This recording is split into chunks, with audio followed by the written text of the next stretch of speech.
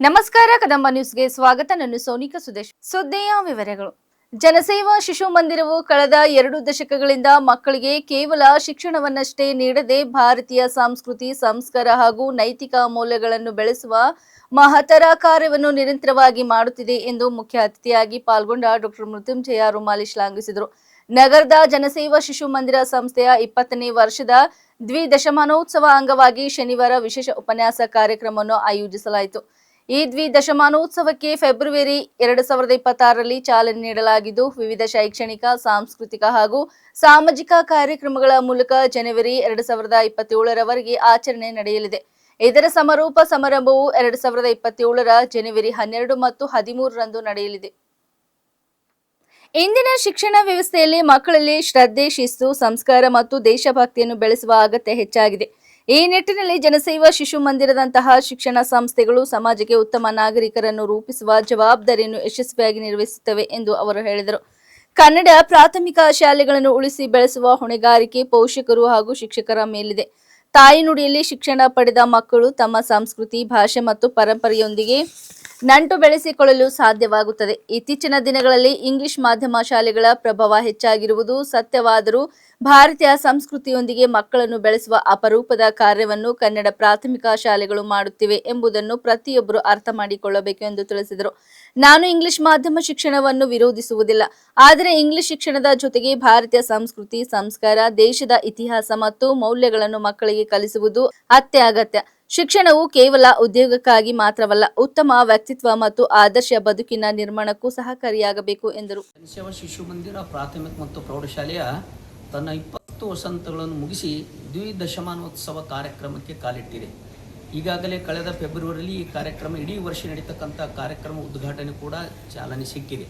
ಇವತ್ತು ಒಂದು ವಿಶೇಷ ಸಂದರ್ಭದಲ್ಲಿ ನಮ್ಮ ಕನ್ನಡ ನಾಡಿನ ಹೆಸರಾಂತ ಸಾಹಿತಿಗಳು, ಕನ್ನಡದ ಕಣ್ಣುಮಣ್ಣಾಗಿರ್ತಕ್ಕಂಥ ಡಾಕ್ಟರ್ ಮೃತ್ಯುಂಜಯ ರುಮಾಲಿ ಅವರು ಬೀದರ್ಗೆ ಬಂದಂಥ ಸಂದರ್ಭದಲ್ಲಿ ನಮ್ಮ ಮಕ್ಕಳಿಗೆ ಒಂದು ವೈಚಾರಿಕವಾಗಿರ್ತಕ್ಕಂಥ ಧೈರ್ಯದಿಂದ ಹೇಗೆ ಮುನ್ನುಗ್ಗಬೇಕಂತಕ್ಕಂಥ ಅನೇಕ ಉದಾಹರಣೆಯನ್ನು ಕೊಟ್ಟು ನಮ್ಮ ಮಕ್ಕಳಿಗೆ ಜ್ಞಾನವನ್ನು ನೀಡಿದ್ದಾರೆ.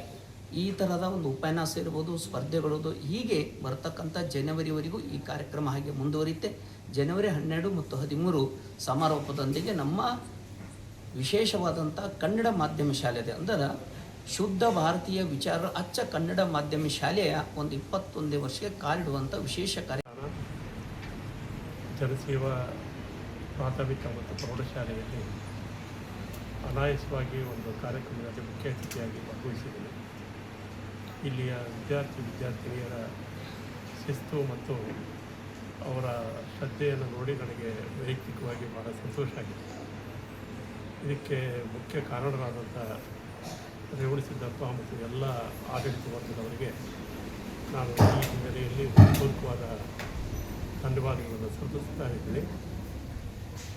ವಿಶೇಷವಾಗಿ ಈ ಜನಸೇವಾ ಪ್ರತಿಷ್ಠಾನ ನಮ್ಮ ಭಾರತೀಯ ಸಂಸ್ಕೃತಿ, ನಮ್ಮ ಪ್ರಾಚೀನ ಧಾರ್ಮಿಕ ಪರಂಪರೆಯನ್ನು ರೂಢಿಸುವ ನಿಟ್ಟಿನಲ್ಲಿಯೂ ಒಂದು ಒಳ್ಳೆಯ ಕೆಲಸವನ್ನು ಮಾಡ್ತಾ ಇರೋದ್ರಿಂದ ಇವತ್ತಿನ ವಿದ್ಯಾರ್ಥಿಗಳಲ್ಲಿ ನಾನು ಅವರ ಒಟ್ಟು ಬೆಳಕಿಯಿಂದ ಅವರ ಚಟುವಟಿಕೆಗಳಲ್ಲಿ ನಾನು ಗಮನಿಸಿದಂತೆ ಭಾಳ ಶ್ರದ್ಧೆಯನ್ನು ಮತ್ತು ಶಿಸ್ತನ್ನು ನಾನು ಗಮನಿಸಿದ್ದೀನಿ.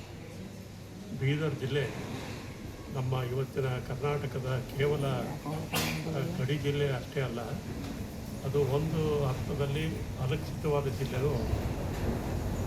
ಕನ್ನಡ ಪ್ರಾಥಮಿಕ ಶಾಲೆಗಳ ಪರಿಸ್ಥಿತಿಯನ್ನು ನಾವು ಇವತ್ತಿನ ಕಾಲದಲ್ಲಿ ಅರ್ಥ ಮಾಡಿಕೊಂಡ್ರೆ, ನಾನು ಪೋಷಕರಿಗೂ ಹೇಳ್ತಾ ಇದ್ದೀನಿ ಮತ್ತು ನಮ್ಮ ಮಕ್ಕಳಿಗೂ ಹೇಳ್ತಿದ್ದೀನಿ, ಕನ್ನಡ ಪ್ರಾಥಮಿಕ ಶಾಲೆಯನ್ನು ಉಳಿಸೋದು ಅಂದರೆ ಒಂದು ಅರ್ಥದಲ್ಲಿ ನಮ್ಮ ಕನ್ನಡ ಸಂಸ್ಕೃತಿಯನ್ನು ಉಳಿಸಿದ ಪುಣ್ಯನೂ ಅರ್ಥ. ಎಲ್ಲರೂ ಒಂದು ಕ್ರಮಾಧೀನ ಪರಿಸ್ಥಿತಿ ಒಳಗಿದ್ದೀವಿ ನಾವೆಲ್ಲ. ಅಂದರೆ ಇಂಗ್ಲೀಷ್ ಮೀಡಿಯಮ್ ಸ್ಕೂಲಿಗೆ ಕಳಿಸಿದರೆ, ಇಂಗ್ಲೀಷ್ ಮೀಡಿಯಮ್ನೆಲ್ಲ ಅಭ್ಯಾಸ ಮಾಡಿದರೆ ಒಂದು ಒಳ್ಳೆಯ ನೌಕರಿ ಸಿಗ್ಬೋದೇನೋ, ನೌಕರಿ ಸಿಗ್ಬೋದು. ಕನ್ನಡ ಮೀಡಿಯಮ್ದಲ್ಲಿ ಓದೋರಿಗೂ ಒಳ್ಳೆ ನೌಕರಿ ಸಿಗ್ತವೆ. ಕನ್ನಡ ಮೀಡಿಯಮ್ನಲ್ಲಿ ಓದಿ ರಾಷ್ಟ್ರೀಯ ಅಂತಾರಾಷ್ಟ್ರೀಯ ಮಟ್ಟದಲ್ಲಿ ಕೆಲಸ ಮಾಡಿ ಹೆಸರು ಮಾಡಿದಂಥ ನೂರಾರು ಉದಾಹರಣೆಗಳಿದ್ದಾವೆ. ಆದರೆ ಈ ನೆಲದ ಸಂಸ್ಕೃತಿಯ ಜೊತೆಗೆ ಬದುಕುವಂಥ ಒಂದು ಅಪರೂಪದ ಪ್ರಾಚೀನ ಪರಂಪರೆಯನ್ನು ರೂಢಿಸುವಂಥ ಕೆಲಸವನ್ನು ಕನ್ನಡ ಪ್ರಾಥಮಿಕ ಮಾಧ್ಯಮದ ಶಾಲೆಗಳು ಮಾಡ್ತವೆ ಅನ್ನೋದನ್ನು ನಾವೆಲ್ಲರೂ ಅರ್ಥ ಮಾಡ್ಕೊಳ್ಬೇಕು. ಅದಕ್ಕೆ ಇಂಗ್ಲೀಷ್ ಮೀಡಿಯಮನ್ನು ನಾನು ಸಂಪೂರ್ಣವಾಗಿ ನಿರಾಕರಿಸ್ತಿದ್ದೀನಿ ಅಂತಲ್ಲ, ಅದರ ಜೊತೆಗೆ ಪೋಷಕರು ತಮ್ಮ ಮಕ್ಕಳನ್ನು ಭ್ರಮಾಧೀನಗೊಳಿಸದಂತೆ ನೋಡ್ಕೊಳ್ಳೋ ಜವಾಬ್ದಾರಿಯೂ ಇದೆ. ಮಕ್ಕಳಲ್ಲಿ ಇವತ್ತು ಆಧುನಿಕ ಮತ್ತು ಅತ್ಯಾಧುನಿಕ ವಿದ್ಯುನ್ಮಾನ. ಬೀದರ್ ಜಿಲ್ಲೆಯ ಭಾಲ್ಕಿ ತಾಲೂಕಿನ ಹಾಳ್ಗುರುಟ ಗ್ರಾಮದಲ್ಲಿ 32 ವರ್ಷದ ಮಹಿಳೆಯೊಬ್ಬರನ್ನು ಸ್ನಾನ ಮಾಡುತ್ತಿದ್ದ ವೇಳೆ ದುಷ್ಕರ್ಮಿಯೊಬ್ಬ ಭೀಕರವಾಗಿ ಹತ್ಯೆಗೈದಿರುವ ಘಟನೆ ಇಂದು ಬೆಳಕಿಗೆ ಬಂದಿದೆ. ಈ ಘಟನೆ ಗ್ರಾಮದಲ್ಲಿ ಆತಂಕದ ವಾತಾವರಣ ನಿರ್ಮಿಸಿದ್ದು ಸ್ಥಳೀಯರು ಬೆಚ್ಚಿಬಿದ್ದಿದ್ದಾರೆ. ಮೃತ ಮಹಿಳೆಯನ್ನು ಅನಿತಾ 32 ಎಂದು ಗುರುತಿಸಲಾಗಿದೆ. ಅನಿತಾ ಅವರು ಮನೆಯಲ್ಲಿ ಸ್ನಾನ ಮಾಡುತ್ತಿದ್ದ ವೇಳೆ ಹಂತಕ ಸ್ನಾನಗೃಹಕ್ಕೆ ನುಗ್ಗಿ ಮಾರಕಾಸ್ತ್ರದಿಂದ ಹಲ್ಲೆ ನಡೆಸಿ ಕೊಲೆ ಮಾಡಿರುವುದಾಗಿ ಪ್ರಾಥಮಿಕ ತನಿಖೆಯಿಂದ ತಿಳಿದು ಬಂದಿದೆ. ಪ್ರಾಥಮಿಕ ಮಾಹಿತಿಯ ಪ್ರಕಾರ ಜಮೀನಿನ ವಿವಾದವೇ ಈ ಹತ್ಯೆಗೆ ಕಾರಣವಾಗಿರಬಹುದು ಎಂದು ಪೊಲೀಸರು ಶಂಕೆ ವ್ಯಕ್ತಪಡಿಸಿದ್ದಾರೆ. ಮೃತೆಯ ಪತಿಯ ಸಂಬಂಧಿಕನಾದ ಕೈಲಾಸ್ ಬಿರದರ್ ಎಂಬಾತನ ಮೇಲೆ ಅನುಮಾನ ವ್ಯಕ್ತವಾಗಿದ್ದು, ಕಳೆದ ವರ್ಷವೂ ಇದೇ ಜಮೀನಿನ ವಿಚಾರವಾಗಿ ಕುಟುಂಬದ ಸದಸ್ಯರ ನಡುವೆ ಗಲಾಟೆ ನಡೆದಿತ್ತು ಎನ್ನಲಾಗಿದೆ. ಘಟನೆಯ ಮಾಹಿತಿ ತಿಳಿಯುತ್ತಿದ್ದಂತೆ ಖಟಕ್ಚಿಂಚೋಳಿ ಪೊಲೀಸ್ ಠಾಣೆ ಅಧಿಕಾರಿಗಳು ಸ್ಥಳಕ್ಕೆ ಭೇಟಿ ನೀಡಿ ಪರಿಶೀಲನೆ ನಡೆಸಿದರು. ಮೃತದೇಹವನ್ನು ಮರಣೋತ್ತರ ಪರೀಕ್ಷೆಗಾಗಿ ಆಸ್ಪತ್ರೆಗೆ ರವಾನಿಸಲಾಗಿದೆ. ಪ್ರಕರಣ ದಾಖಲಿಸಿಕೊಂಡಿರುವ ಪೊಲೀಸರು ಆರೋಪಿಯನ್ನು ಬಂಧಿಸಲು ವಿಶೇಷ ತಂಡವನ್ನು ರಚಿಸಿ ಶೋಧ ಕಾರ್ಯ ಆರಂಭಿಸಿದ್ದು, ಹತ್ಯೆಯ ನಿಖರ ಕಾರಣ ಹಾಗೂ ಘಟನೆಯ ಸಂಪೂರ್ಣ ವಿವರಗಳ ಕುರಿತು ತನಿಖೆ ಮುಂದುವರೆದಿದೆ.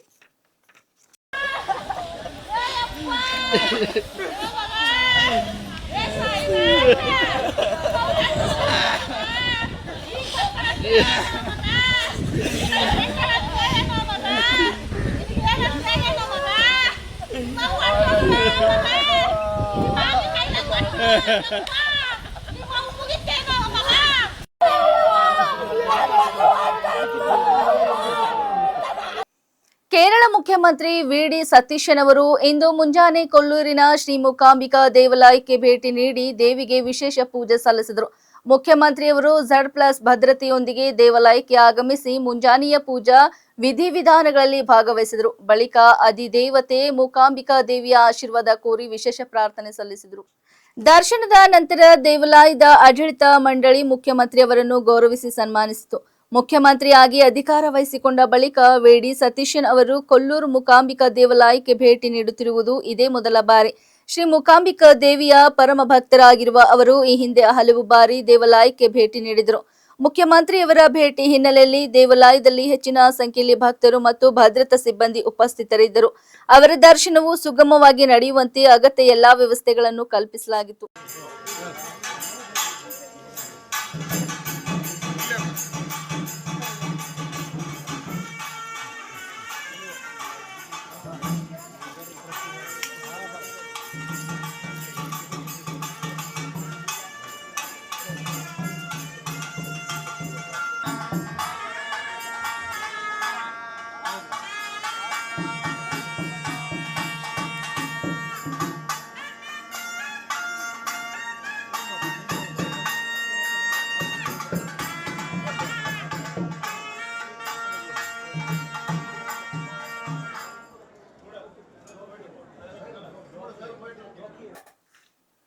ಕೇಂದ್ರ ಉಕ್ಕು ಮತ್ತು ಭಾರಿ ಕೈಗಾರಿಕೆ ಸಚಿವ ಎಚ್.ಡಿ. ಕುಮಾರಸ್ವಾಮಿ ಮುಖ್ಯಮಂತ್ರಿ ಡಿ.ಕೆ. ಶಿವಕುಮಾರ್ ಅವರು ಕಾವೇರಿ ಕೃಷ್ಣಾ ಗೋದಾವರಿ ನದಿ ಜೋಡಣೆ ಯೋಜನೆಗೆ ರಾಜ್ಯದ ಒಪ್ಪಿಗೆ ನೀಡಿರುವುದಾಗಿ ಹೇಳಿರುವುದಕ್ಕೆ ತೀವ್ರ ಆಕ್ಷೇಪ ವ್ಯಕ್ತಪಡಿಸಿದ್ದಾರೆ.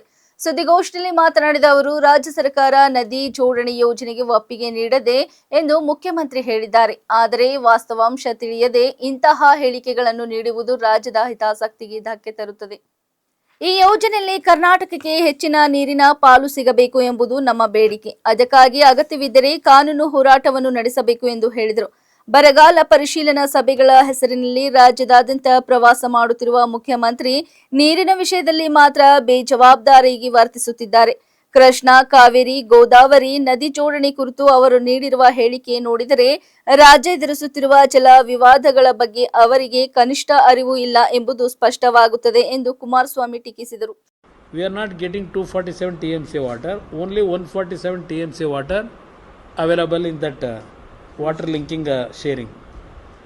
In water linking sharing, river linking sharing, already they have allotted the water to Tamil Nadu, Andhra Pradesh and Telangana. after the interference and requesting the Prime Minister and the concerned irrigation minister, 15 TMC water they allotted. After Devegowda's interference requested the concerned authority, then they allotted 15 TMC, that too only for drinking purpose, not other than that. For agriculture, anything they were not given. Only to use that water to drinking purpose. That too Malaprabha area, not Kaveri basin. Malaprabha basin they allotted. All those things it is on record. How he convinced and he committed, we agreed. That's why actually I am advising this Chief Minister, get proper information from engineers. But according to my sources, at least to give the message to the farming community who are facing several problems in this year regarding drought and flood situation, at least a single word to give confidence to farming community or the workers who are work for 2 meals in those areas. He visited that area only to misuse the power of his Chief Minister office to give direction to the state officers how to misuse this SAR issue. For that only he is travelling. 41 ಮಂದಿಯ ಸಾವಿಗೆ ಕಾರಣವಾಗಿದ್ದ ಹಾಗೂ ತಮಿಳುನಾಡು ವಿಧಾನಸಭಾ ಚುನಾವಣೆಯ ಮೇಲೂ ಭಾರಿ ಪರಿಣಾಮ ಬೀರಿದ್ದ ಕರೂರ್ ಕಾಲ್ ತುಳಿತ ದುರಂತದ 9 ತಿಂಗಳ ಬಳಿಕ ಮುಖ್ಯಮಂತ್ರಿ ವಿಜಯನಗರಕ್ಕೆ ಭೇಟಿ ನೀಡಿದರು. ಈ ವೇಳೆ ಅವರು ದುರಂತಕ್ಕೆ ಪೊಲೀಸರು ತಮ್ಮ ದಾರಿ ತಪ್ಪಿಸಿದ್ದು ಕಾರಣ ಎಂದು ಪೊಲೀಸ್ ವ್ಯವಸ್ಥೆಯನ್ನು ಪ್ರಶ್ನಿಸಿದರೆ ಅಂದಿನ ಡಿಎಂಕೆ ಸರ್ಕಾರದ ವಿರುದ್ಧ ತೀವ್ರ ವಾಗ್ದಾಳಿ ನಡೆಸಿದರು.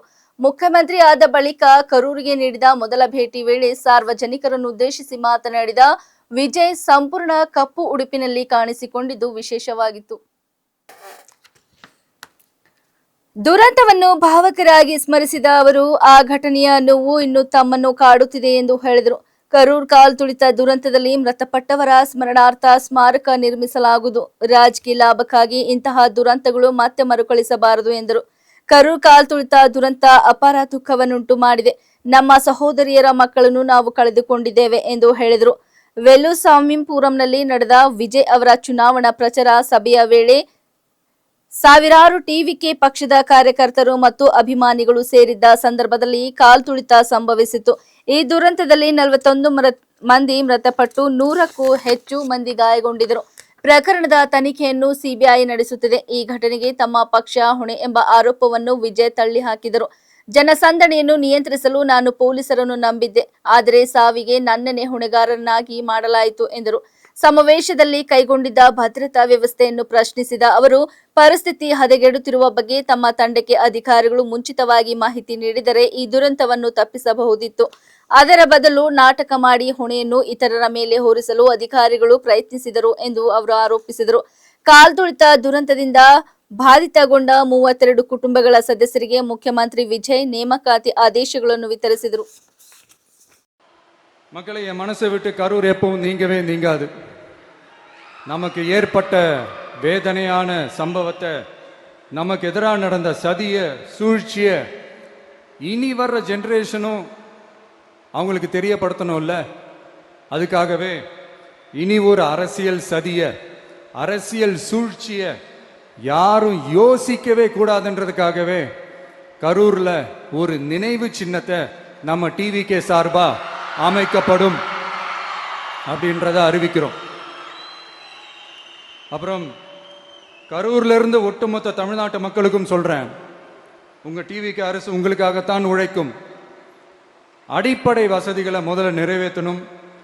ஒரு பக்கம் நிதி நிலைமையை சரி செஞ்சுக்கிட்டே இன்னொரு பக்கம் அப்படியே நாம சொன்னதில் ப்ரையாரிட்டி பார்த்து ஒவ்வொன்றா படிப்படியாக நிறைவேற்ற ட்ரை பண்ணுவோம்.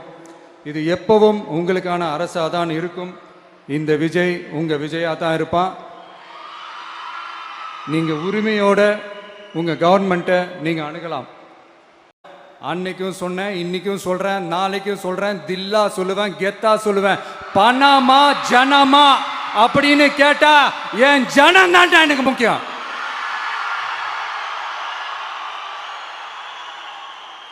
மக்களே, உங்களை விட எனக்கு இந்த காசு பணம் முக்கியமா என்ன? இவ்வளோ குறைகள் நம்ம மேலே சொல்கிறாங்களே, இப்போ நான் சொன்ன மாதிரி அவங்களால ஓப்பனாக சொல்ல முடியுமா? அந்த தில்லு இருக்கா, திராணி இருக்கா? ஒரு கிடையாது. ಇಲ್ಲಿವರೆಗೆ ಸುದ್ದಿ ಕೊಟ್ಟಿದ್ದು ನಾನು ಸೋನಿಕಾ ಸುದೇಶ್. ಮುಂದಿನ ಸುದ್ದಿಯೊಂದಿಗೆ ಮತ್ತೆ ಭೇಟಿಯಾಗೋಣ. ವಂದನೆಗಳು.